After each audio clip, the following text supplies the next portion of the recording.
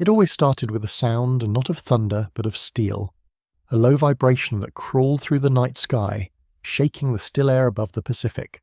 Those who flew it never forgot it, that steady hum of the B-29 Superfortress, 4 engines turning the darkness into a living thing.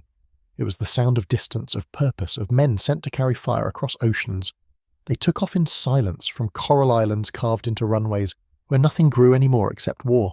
The night was thick, moonless, and calm. It felt wrong, too calm for what was coming. The men climbed aboard their aircraft, checking maps, fuel lines, bomb bay doors. Some made small jokes, some prayed, some said nothing at all. They were professionals, but professionals still bleed. They'd flown missions before, Saipan, Iwo Jima, the Marianas, but this one was different.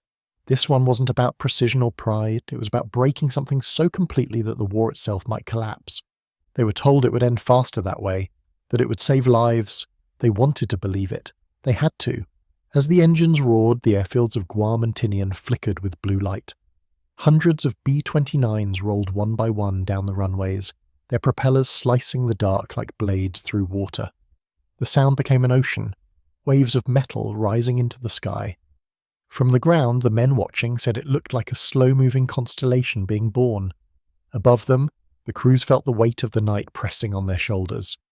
Inside each bomber, the air smelled of oil, canvas, sweat, and fear. The radio crackled softly, relaying checklists from the lead aircraft. Formation set, altitude 9,000, wind steady. The words felt clinical, detached, but every man knew what they were carrying.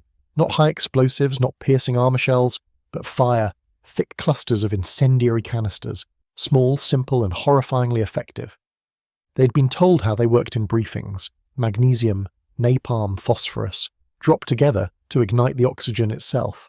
The plan was simple: strip the bombers of defensive guns to save fuel, fly low, and release hell over Tokyo. The city wasn't made of steel like Berlin. It was paper, wood, and dreams. A single spark could consume it. The pilots didn't say much about it. They were trained to follow orders, not question morality. But in quiet moments before takeoff, some looked at the maps and felt a chill. The red-marked target zone wasn't a military base. It was a city block grid, homes, schools, shrines. Yet the order stood. The brass called it urban infrastructure. Everyone else knew it meant people. As the formation reached cruising altitude, the sea disappeared beneath them, a black mirror stretching forever. The navigator adjusted his instruments, tracing a pencil line toward Honshu. The Pacific stretched below like eternity. Every now and then moonlight broke through the clouds, glinting on the silver fuselages. Inside, the engines droned like a mechanical heartbeat. They passed the halfway point around midnight. No one spoke. The intercom was quiet except for the occasional hiss of static. Somewhere behind them, the gunner hummed a tune, maybe to keep his mind from wandering where it shouldn't. One of the co-pilots later wrote in his logbook, "It felt like flying toward the end of the world." Tokyo was already sleeping beneath a blanket of calm air. The wind had dudded down, a perfect weather for bombing. The planners back in Guam had studied meteorology as if it were a weapon, waiting for the exact night when the air above the capital would trap heat close to the ground. When the fire began, it wouldn't rise, it would spread. The lead aircraft radioed a coded message: "Iron Eagle to formation, maintain low approach." The reply came in fragments distorted by distance. Every man knew what it meant. No turning back. Through the cockpit windows, the first lights of Japan shimmered faintly on the horizon. The coastline stretched like a ghost beneath them, a thin silver line between ocean and land. The pilots checked their altimeters. 9,000 feet, then 8, then 6. The world grew closer, darker. They could see Tokyo Bay now, calm, glassy, innocent. Beyond it, a sprawl of faint lights, winding rivers, the suggestion of streets. The city was vast, endless, and sleeping. The crews adjusted their bomb racks, unlocked the safeties. Someone muttered over the intercom, "God forgive us." No one answered. The ground radar flickered, dots merging into clusters, then forming the shape of a city. The navigator called out headings in a steady voice. The smell of burnt oil filled the air, not from fire but from engines pushed to their limits. Sweat dripped down foreheads despite the altitude's chill. Below them, the first anti-aircraft batteries woke. Dull orange flashes lit the horizon, followed by black bursts of shrapnel. But there weren't many. The Japanese defences had been weakened by months of raids. Tonight, there would be little resistance. The enemy was asleep, the siren still silent. The first flare dropped at 12:08 a.m. A bright white blossom fell slowly, lighting up the city like a false moon. Then another, and another. The pathfinders were marking the target area, long rows of densely packed wooden houses near the Sumida River. To the crews above, it looked like a grid of fragile paper lanterns waiting for breath. The lead bombardier called, "Bombs away!" And the night changed forever. Dozens of canisters tumbled out, spinning, hissing, then bursting open midair. White sparks scattered like stars falling sideways. They fell into the city's heart, onto roofs, into gardens, down narrow alleys. At first, there was only smoke. Small fires scattered like candles across a black ocean. Then the wind shifted. Within minutes, the small fires joined. Flames ran along rooftops, leapt across streets, climbed walls. The city began to breathe, not air, but fire. The heat grew until even from 6,000 feet, the pilots could feel it rise through the cockpit glass. One said later, it was like flying over the mouth of a volcano. More squadrons arrived from the south. They flew in tight, methodical waves, one line of bombers after another, laying fire in long strips across the city. The radio was alive now, clipped orders, confirmation codes, altitude checks drowned in static. Somewhere a gunner cursed softly as flak burst behind them. The navigator marked time, 12:37 a.m., 12:44, 12:52. Every minute another street disappeared. Below, Tokyo became a living thing. Flames roared through wooden districts, turning night into an ocean of orange. Rivers boiled. The smoke rose in spirals, merging into a single dark column that reached for the planes themselves. The turbulence hit them like a storm, updrafts lifting them hundreds of feet, then dropping them. Some crews later said it felt like the city was fighting back. The bomb bays were nearly empty now. One by one, the B-29s turned toward the sea, their bellies lighter but their souls heavier. Behind them, Tokyo burned. From the air, the fire looked beautiful, cruelly beautiful. 1,000 square blocks glowing like embers in the dark. From above, you could almost forget what it was made of. The last bomber dropped its load around 3 a.m. The sky glowed red as far as they could see. The air inside the cockpit shimmered with heat. One of the co-pilots whispered, "My God." The pilot didn't respond. They turned for home, engines straining against the crosswinds. The radio fell quiet again. The men were exhausted, the adrenaline gone, replaced by something colder, a hollow kind of silence that no one wanted to name. Some looked back one last time. The horizon flickered like sunrise, though the sun was hours away. Tokyo was gone, erased beneath its own reflection of light. As they crossed back over the Pacific, the navigator noted the time and fuel. The mission had been a success, they said. A complete success. But even in victory, the crew said nothing. They had seen what success looked like, and it burned. The ocean stretched beneath them, invisible in the night, but the glow from behind still reached the clouds. Even hundreds of miles out, the horizon was faintly red, pulsing like a wound that wouldn't close. The pilots didn't talk about it. They didn't have to. Everyone could see the reflection of Tokyo's burning in the glass of their instruments, a reminder that followed them home. Back in Guam and Tinian, the airfields waited like ghosts. Ground crews stood along the runways, listening for the distant rumble of returning bombers. The first B-29 appeared just after dawn, engines coughing, the fuselage streaked with soot, then another and another. Some limped in on 3 engines, a few on 2. One came in with holes large enough to crawl through, but most made it home. When the last bomber touched down, the sky was pale grey. The sun had risen over the Pacific, but it looked tired, washed out by the smoke still drifting eastward. Mechanics rushed forward with extinguishers, fuel trucks, medics. The crews climbed down from their planes, legs stiff, faces blank. No one cheered. The mission debrief began that afternoon. Inside the corrugated metal huts, the air was heavy with heat and silence. The intelligence officers took their notes, checked off names, tallied bombs dropped, fuel spent. They called it the most successful strike of the war. Over 16 square miles of Tokyo destroyed, industrial centres eliminated, enemy morale shattered. The numbers came next in tidy columns on clipboard pages, tons of bombs, acres burned, casualty estimates. They were only estimates because no one could truly know. Some said 80,000 dead, others whispered 100,000. The truth hid somewhere in the ash. One navigator stared at the map on the wall, the red pins marking every district hit. He noticed a school marked in the middle of the grid. Urban density, the officer explained. Maximum structural fuel. He didn't say anything else. The room smelled faintly of coffee and sweat and something metallic, the residue of heat and guilt that clung to everyone. Back in the barracks, the crews showered in silence. The water came out brown from the pipes. Some men scrubbed their hands until they bled. One gunner, barely 20, sat on his bunk and stared at the floor. When someone asked if he was all right, he just said, "We did what we were told." That night, the officers gathered in the briefing tent. Curtis LeMay, commander of the 21st Bomber Command, stood in front of a large map of Japan.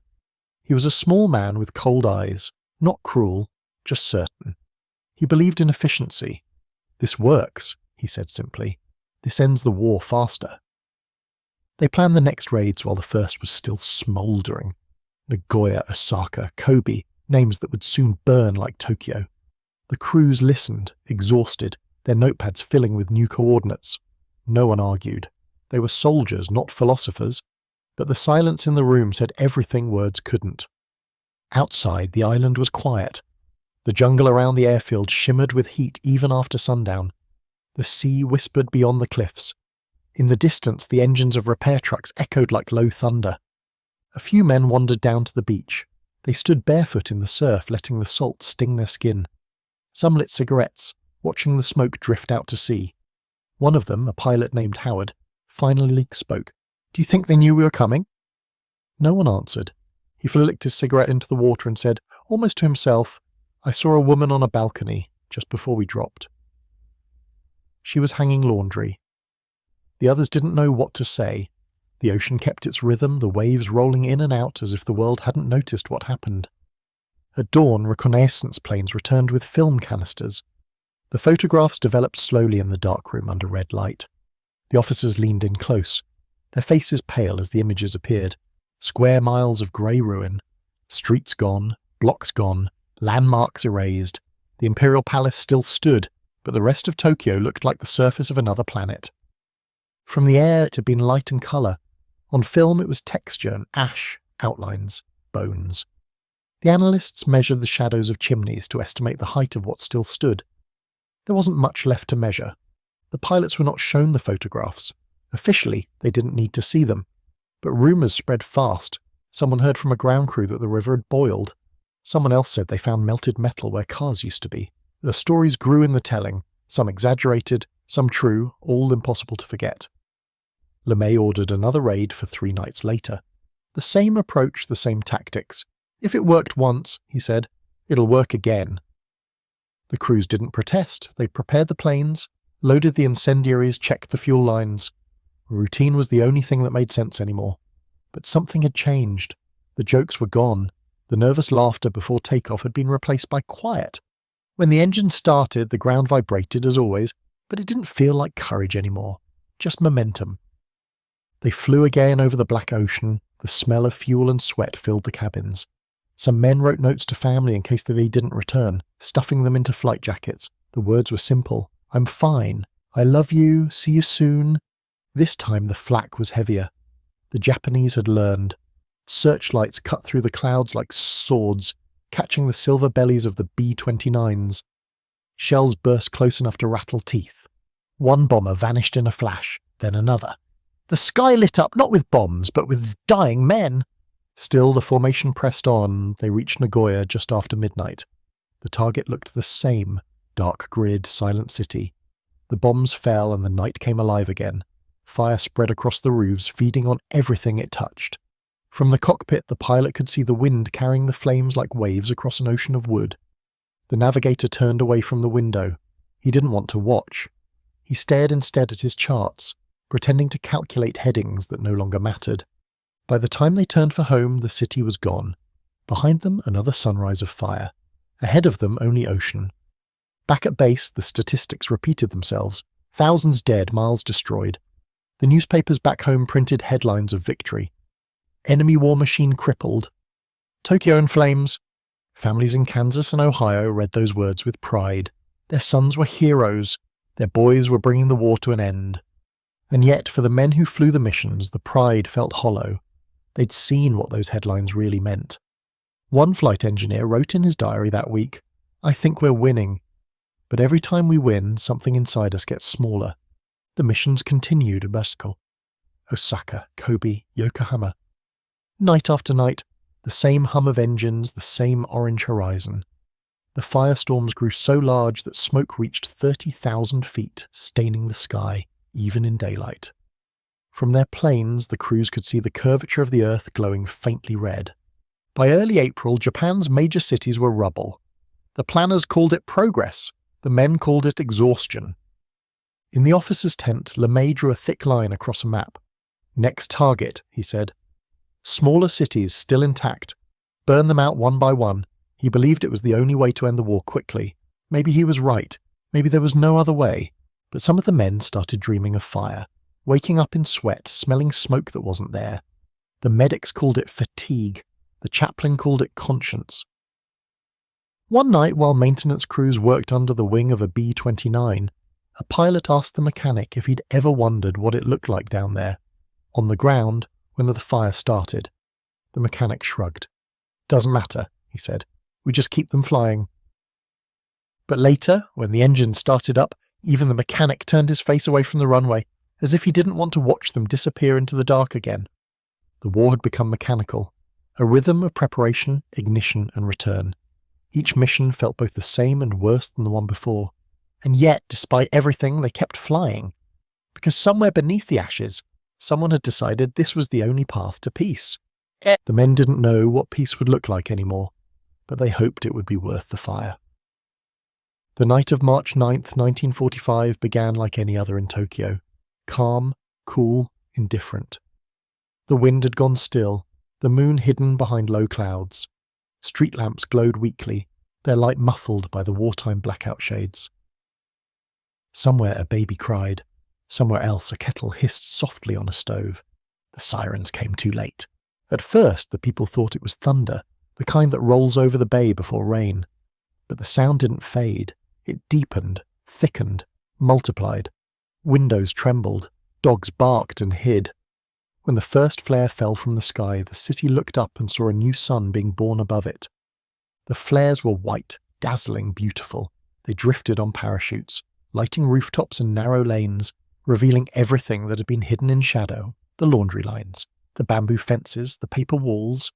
The light turned night to day and day to dread. Then the bombs began to fall. They didn't explode all at once. They clattered, bounced, hissed, then burst into sparks that scattered like pollen on the wind. The air filled with whistling, then crackling, then the low, endless roar of fire finding air. For a moment, there was disbelief. Fire was familiar.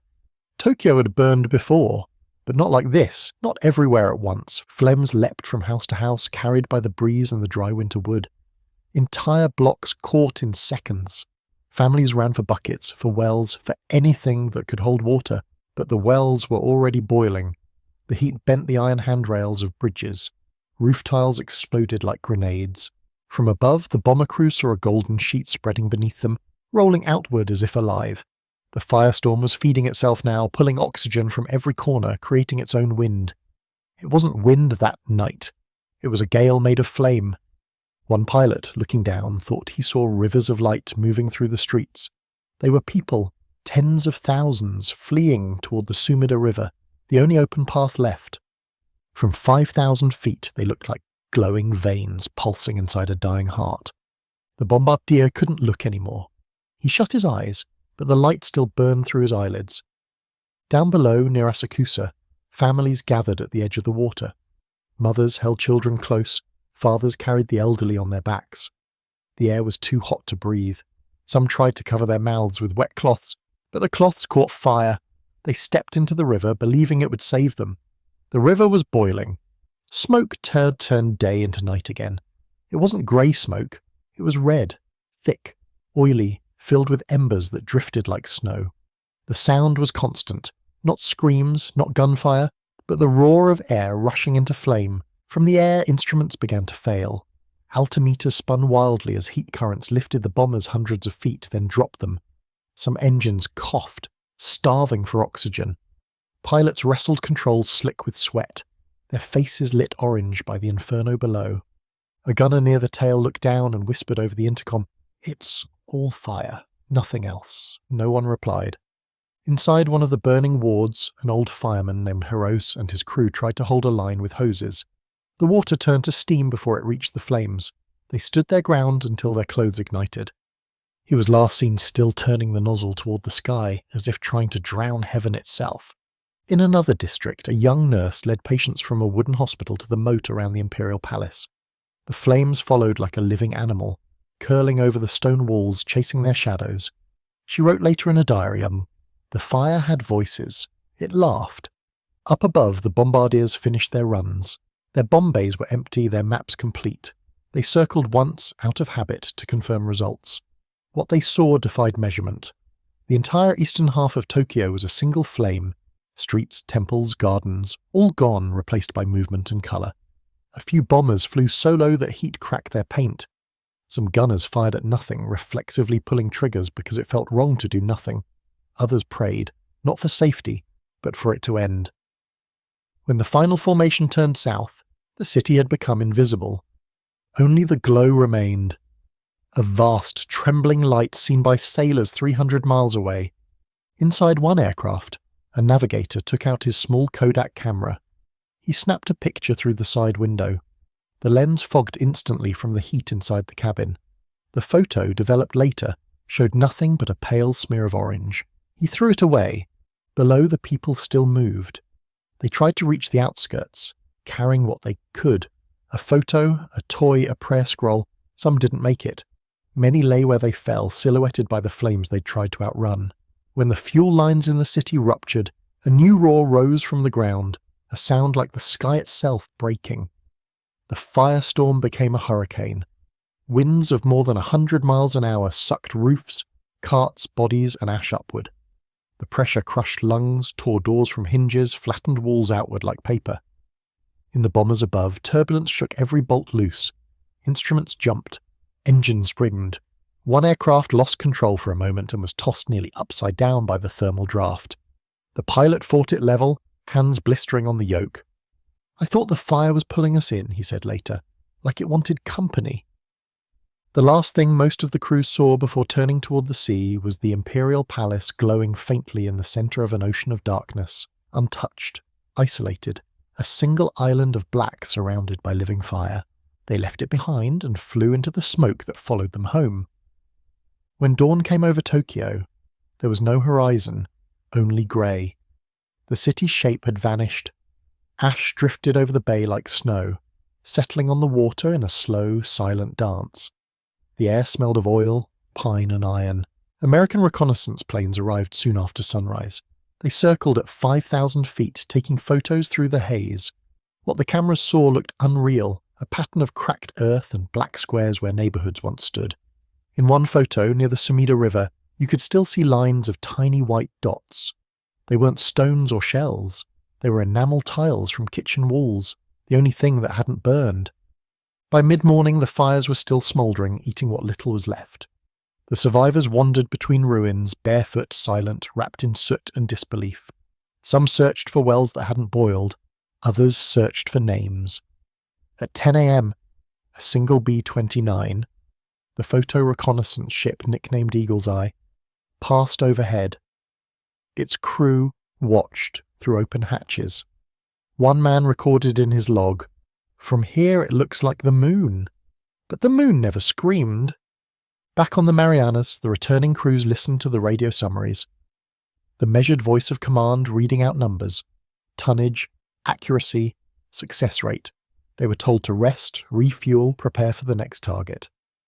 The men nodded, saluted, and went to eat, but sleep didn't come.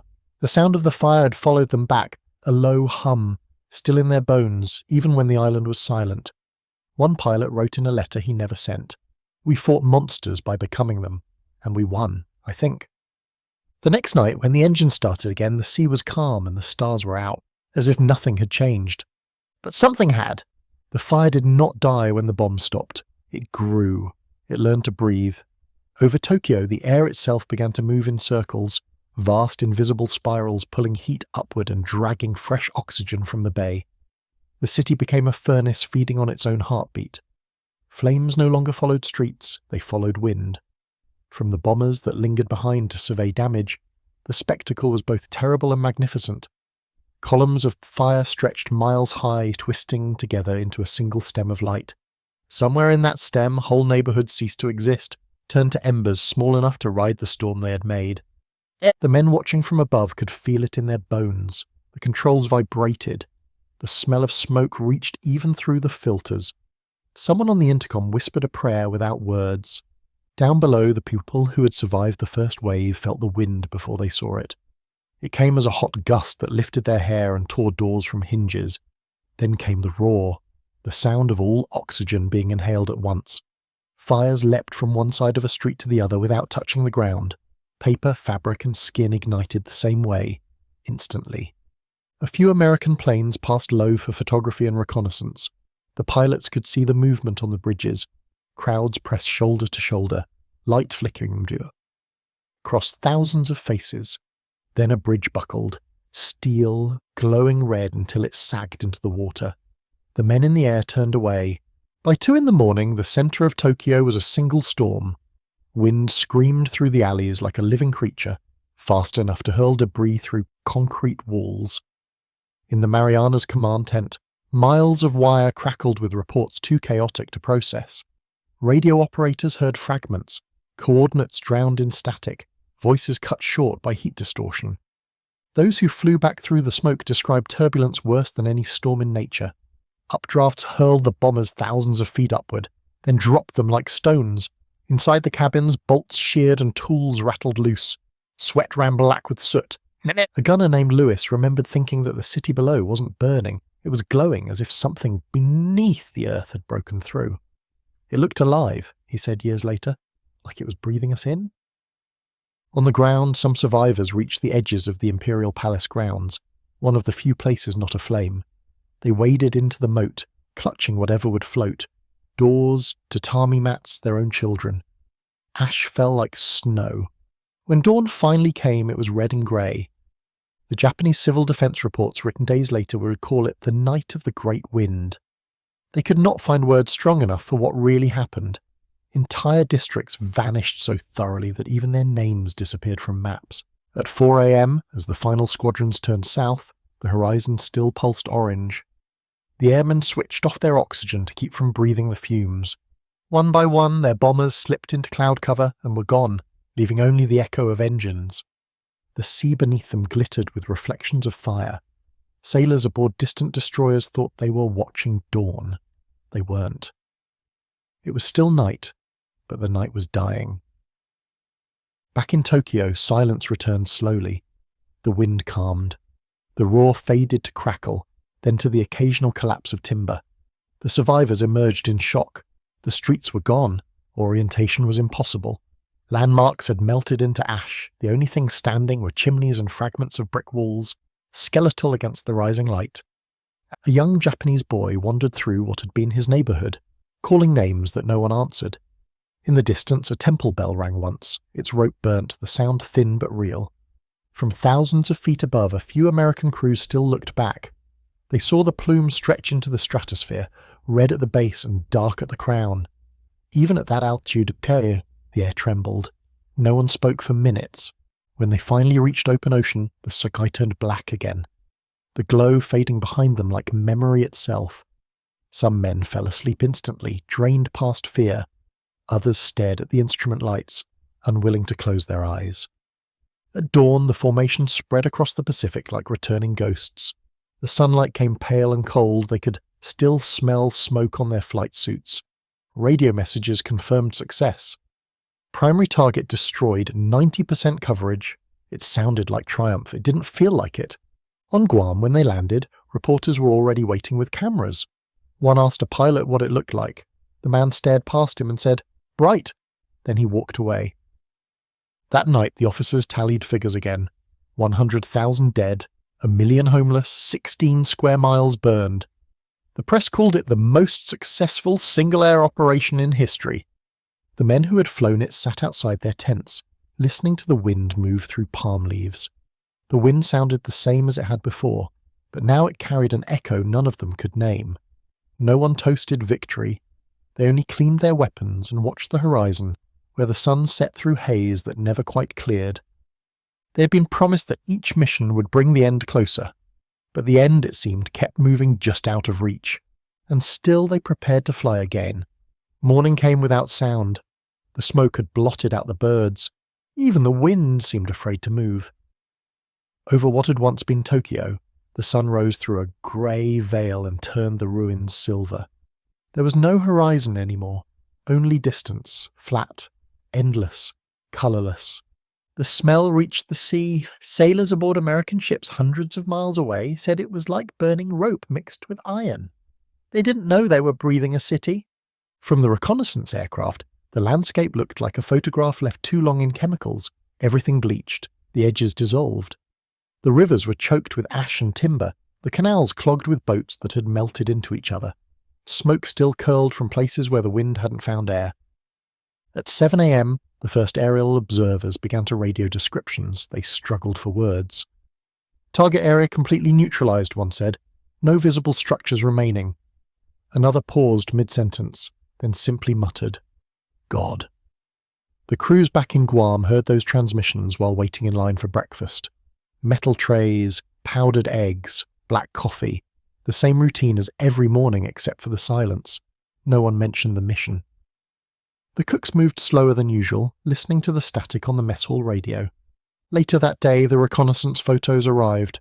They were spread across a wooden table under a single bulb in the operations hut. Officers leaned over them with pencils and rulers, tracing grids, estimating percentages of destruction. Their faces glowed faintly in the sepia light, like ghosts studying ghosts. LeMay entered, expression unreadable. He looked once, nodded, and said, "That'll do." Then he walked out. The others stayed. One young intelligence officer kept staring at a particular image. The Ueno district, where the zoo had been. The cages were gone.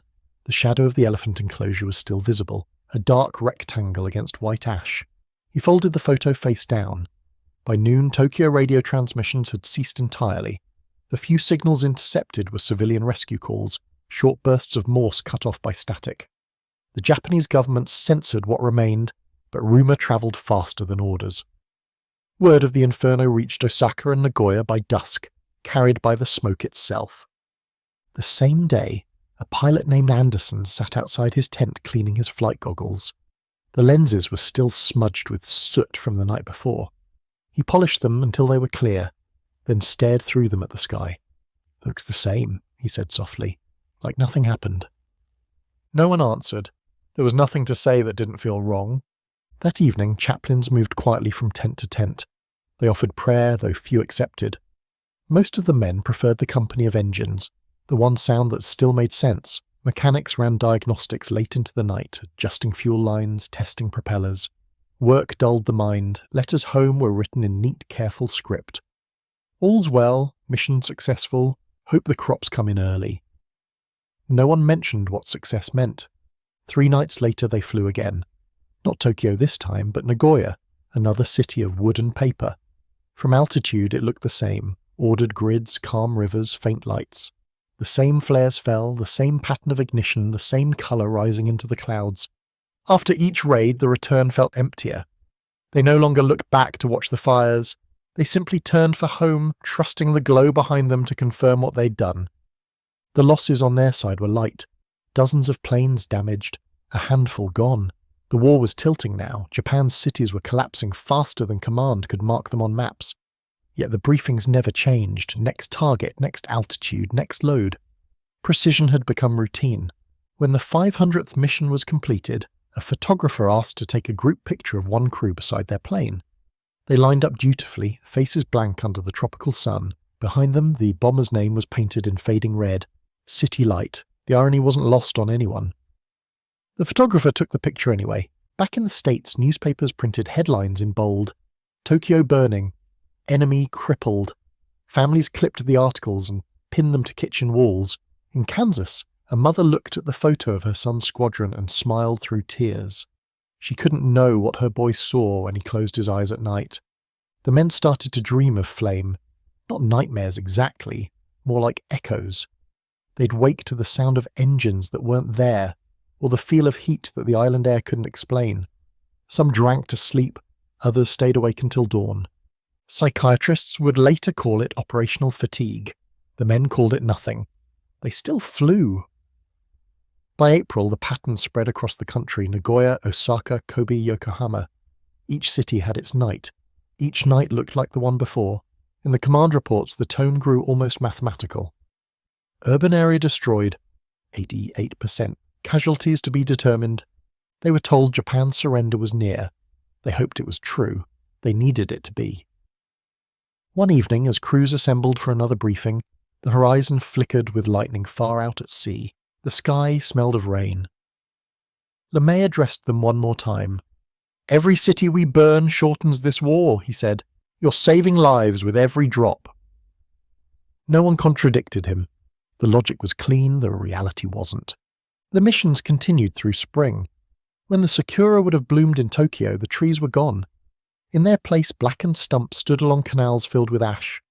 American reconnaissance photos showed survivors building small huts from corrugated tin, scavenged from wreckage.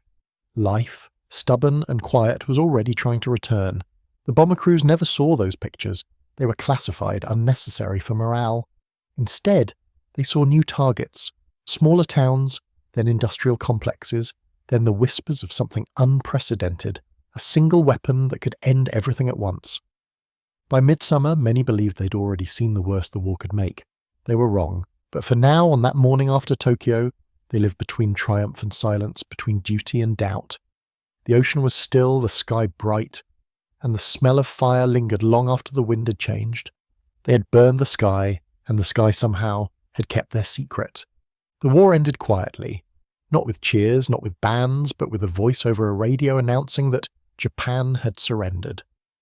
It was August now. The air over the Marianas hung still, heavy with heat and salt. The bombers stayed on the ground that morning. Mechanics sat on toolboxes, smoking in silence. Pilots gathered around shortwave sets, listening to the Japanese emperor's speech, a voice thin and distant, trembling through the static. No one understood the words, but everyone understood the tone. It was over. They waited for joy, but it didn't come. What came instead was relief, brittle and brief, like the first breath after drowning. Men who had survived every mission stared at their hands as if seeing them for the first time. Others walked to the shoreline and watched the sea roll in, the same sea they'd crossed to deliver fire. In the following days, they learned what the final bombings had done. Hiroshima, Nagasaki, entire cities reduced to light. The weapon that ended the war made their own firestorm seem almost human by comparison.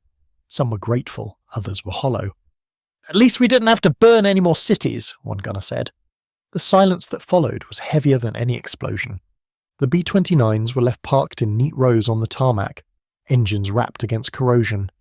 Their aluminum skins reflected the sun, bright and indifferent. The men who had flown them packed their duffel bags and waited for ships home. Orders came fast: deactivation, reassignment, discharge. Within weeks, the airfields emptied. When the last formation lifted off for the United States, the island seemed to exhale.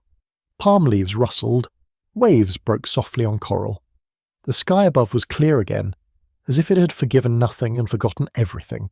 From the air, the pilots saw the Pacific spread beneath them, endless and blue.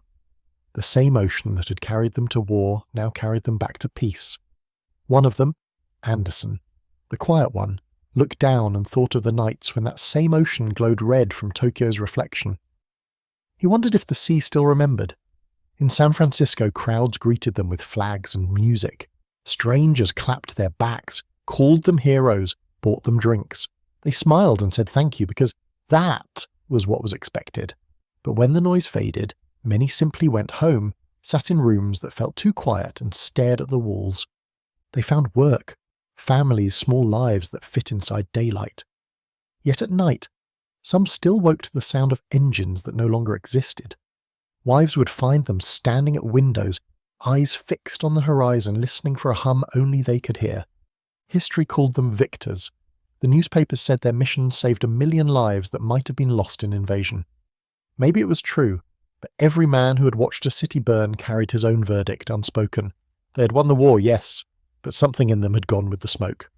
In 1947, when reconstruction photographs of Tokyo began to circulate, the same pilots studied them in magazines. New buildings rose where ruins had been. Streets traced the same lines, as if memory itself were rebuilding. One picture showed children playing by the Sumida River, where water had once boiled. The image was peaceful, almost ordinary. Yet in the reflections on the river's surface, a few thought they still saw the faintest trace of fire. Time did what time always does. It buried, softened, rewrote. By the time most of them were old men, the world had forgotten the details. People spoke of the atomic bomb, of Normandy, of victory. Few spoke of the night the sky itself had burned. But those who had flown remembered. They remembered the sound of flares tumbling, the heat that reached through glass, the wind that seemed alive. They remembered the look of the horizon turning red where the earth should have been black. When reunions came decades later, they sat together in community halls, their uniforms faded, their medals dulled by years. They told stories that made others laugh, of engine trouble, of near misses, of letters from home.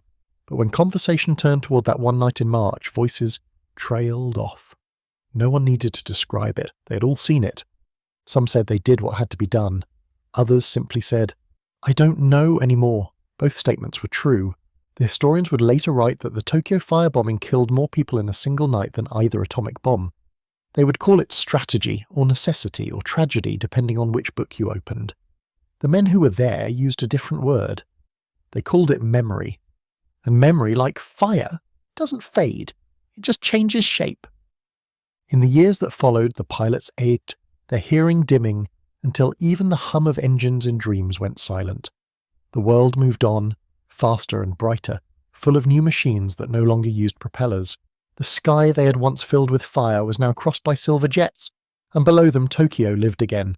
Neon, loud, alive. Sometimes when documentaries played old footage, black and white film of B-29s dropping trails of light over a sleeping city, viewers saw only history. But the men who had been there saw something else. The faces behind those lights, the weight behind each switch flipped. For them, the war never ended with a signature on a deck. It ended somewhere above Japan, between the stars and the smoke, in that moment when duty and doubt became the same thing. They had lit the night so the world could see peace again, and when it came, peace looked nothing like they imagined. Quiet, fragile, and made of ash. The sea forgot their noise, the wind forgot their names. But somewhere, high above the Pacific, the echo of those engines still drifts, faint as a heartbeat, carrying the memory of the men who burned the sky and the silence that followed.